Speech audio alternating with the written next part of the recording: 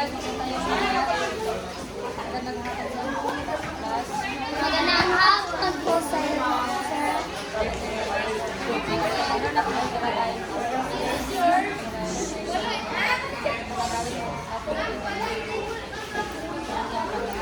Sir, ano po yung kabutihang panglahat?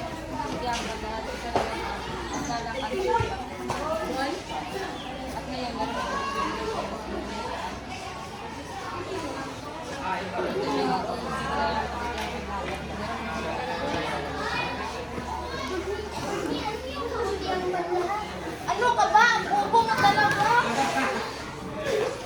Continue lang. Ang bobo mo kasi. Hindi ako bobo. Sadyang hindi ko naman kayo. Nagtatanong yung tao. Dapat sir, sagot. Ano ba pakailan mo? Oo nga. Mas mabuti pa hindi kayo makaon. Mas mabuti pang tulungan niyo ako.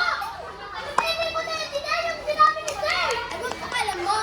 Ikaw, bakit ka nagtatanong? Ano bang kaguluhan niya? Sir, sila po kasi.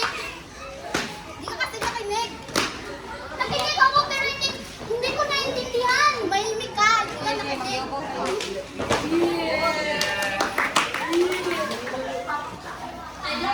Ang dapat niya dahil tulungan mo. Hindi pagtulungan mo. Hindi po kasi sir, sila mas mabuting turuan nila ako kasi sila mas sinasaktan ko kasi nila ako sir eh. Kasi ako hindi ako bobo. Hindi ako kasi nakinig.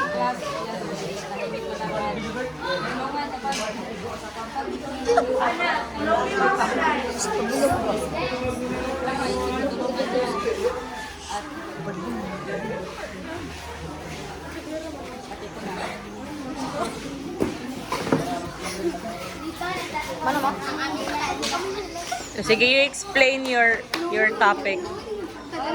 What is your role play all about? Huh? About?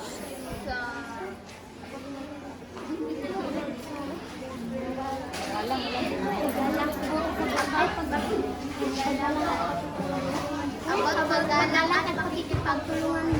Okay, sige. So, how about your role play?